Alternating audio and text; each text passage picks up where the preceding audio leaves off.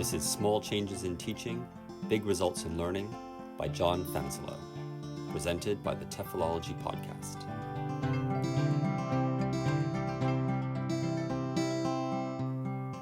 Hello and welcome to the second episode in our series of extracts from John's book.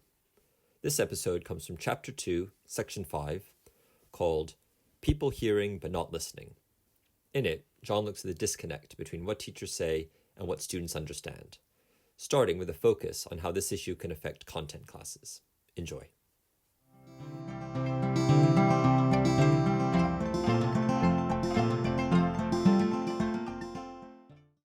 Hearing does not necessarily result in understanding. When Simon and Garfunkel wrote The Sound of Silence, which includes the line, "People hearing but not listening," they were not thinking of teachers of various content areas teaching non-native speakers of English. But the line describes what happens in thousands of classrooms around the world in which content teachers assume that speaking causes listening, and further, understanding. Speaking causes listening, and further understanding. Retention of content from lectures by native speakers of English is around 10%. Concerning most native speakers, if it's 10%, what about non-native speakers? Well, measuring the retention rate is ridiculous because most of the language the teacher uses is far beyond the comprehension of non-native speakers. Students sometimes copy down the individual words the teacher writes on the board, which looked at later are close to meaningless because they are out of context. Integrating content with English has great potential when the students choose what they wish to study about. But all too often the gap between the level of English comprehension of the students and the English their teachers use is so great that students neither develop their English nor learn the content they are interested in. Evidence.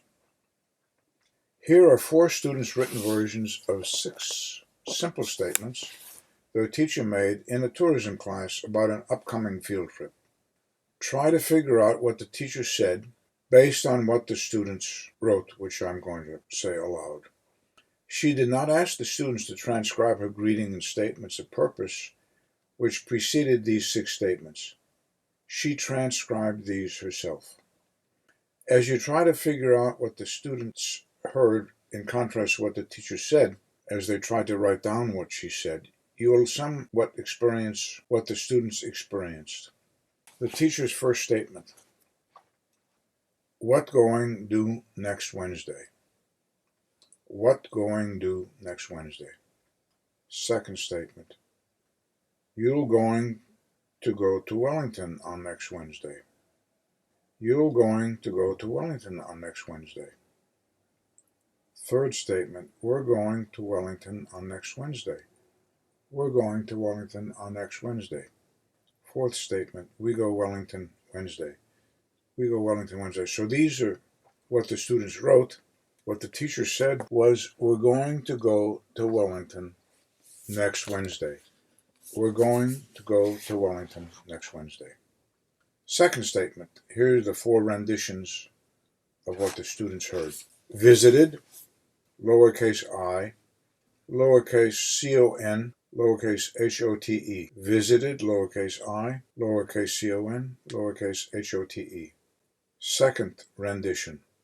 Education, Continental Hotel with a capital H. Education, Continental Hotel, capital H. Third rendition.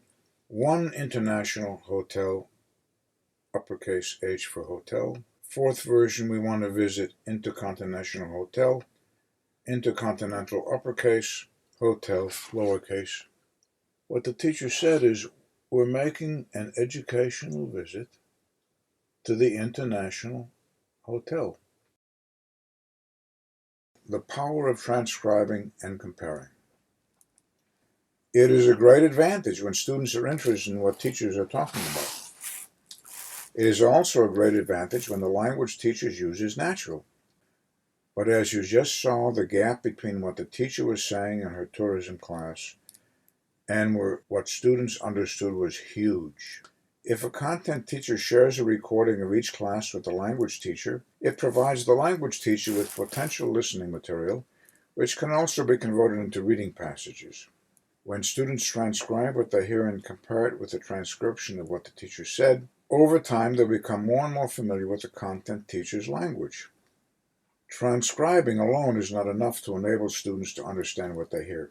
But if the language teacher uses recording and transcriptions of what the content teacher says as material for exercises, students then will begin to understand the content as well as develop their language abilities.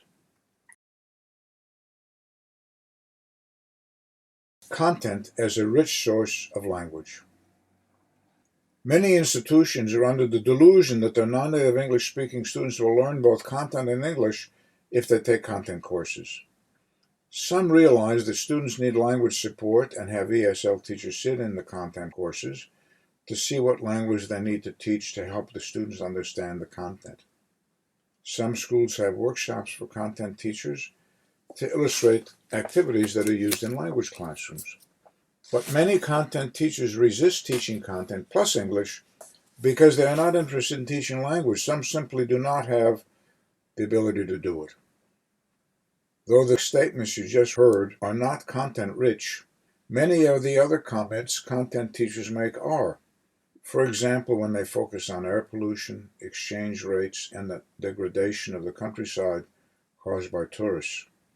But if the students cannot understand directions about taking a field trip that contain no content-rich vocabulary, how are they able to understand environmental tourism, reasons people travel, package tours versus individually planned tours, etc.?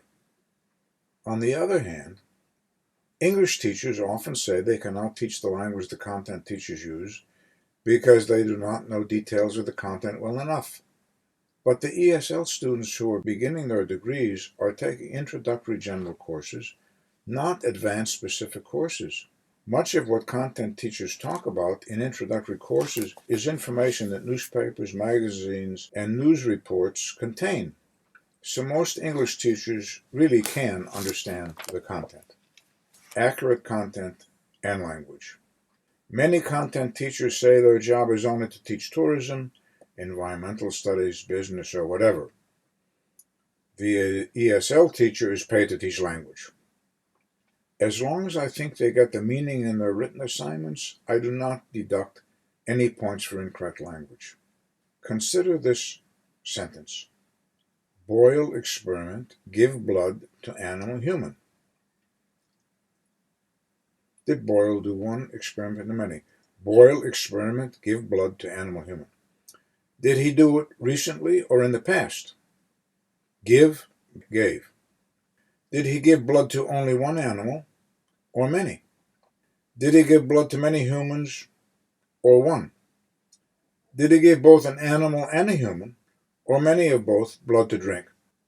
When students write or talk about content in English inaccurately, it means they do not understand the content.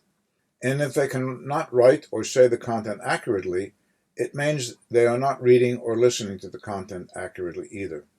Every sentence a student writes or says incorrectly about tourism, environmental studies, or whatever deepens their misunderstanding of the topics they are trying to learn about and makes it more and more difficult for them to produce accurate language.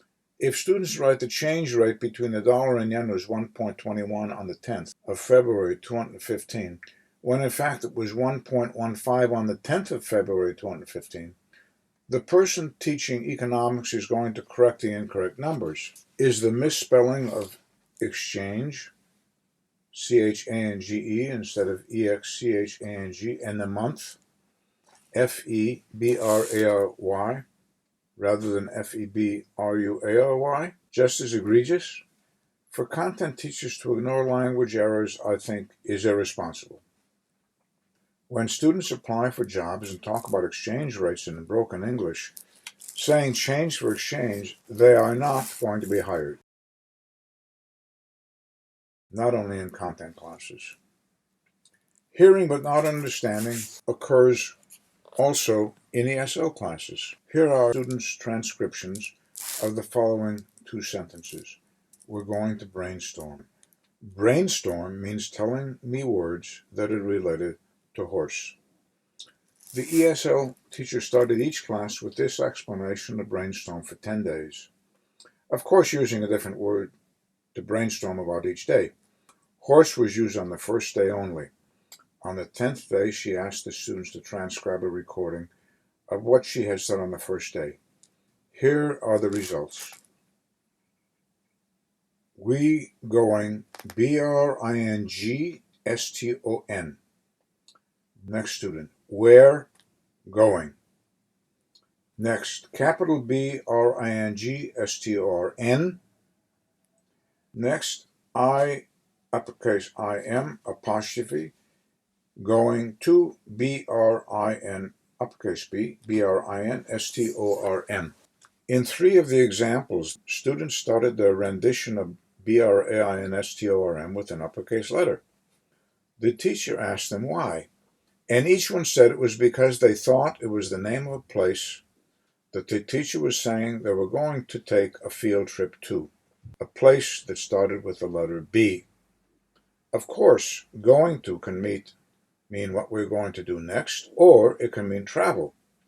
But after hearing going to 10 times with no information about a planned field trip, we are reminded of the fact that students often think of the meaning of individual words rather than sentences or phrases. When the teacher asked the students the meaning of the word BRAINSTORM, none knew what it meant after 10 days.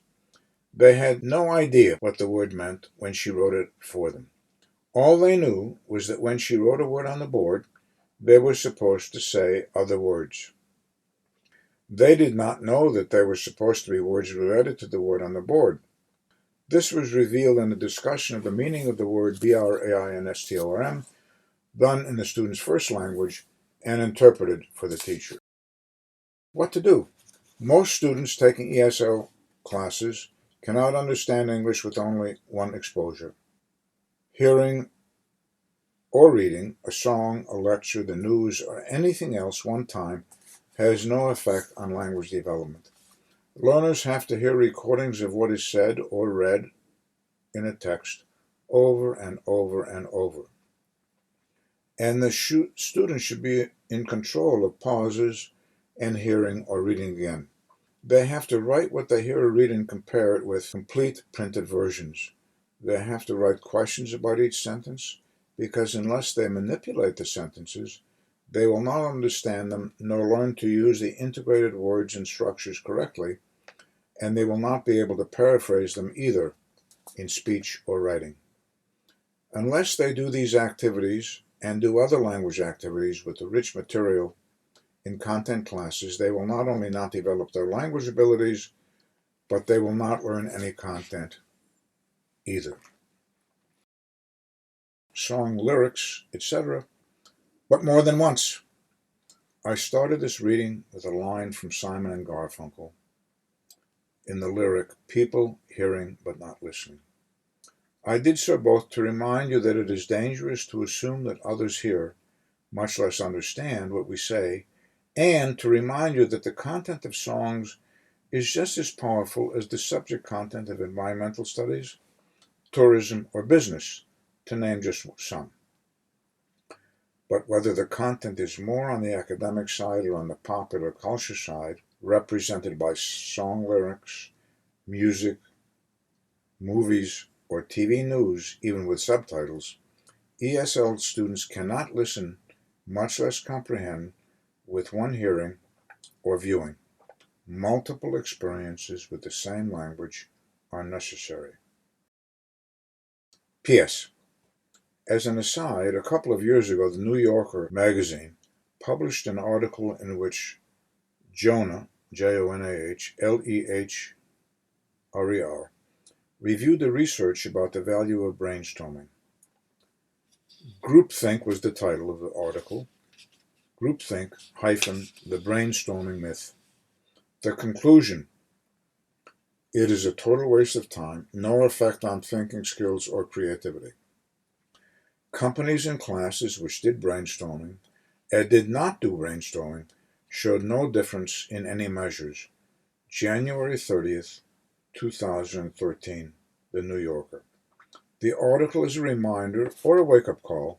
The jargon we use is not only often misunderstood by our students, but also the activity represented by the jargon might not be effective.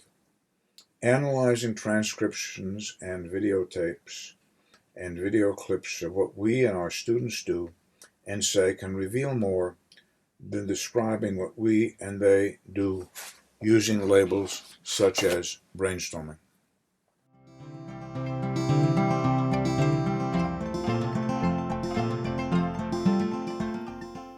Okay, we hope you enjoyed that. Again, this is a reminder that what you heard is an edit of what appears in the book, so please check out the original to see the full version.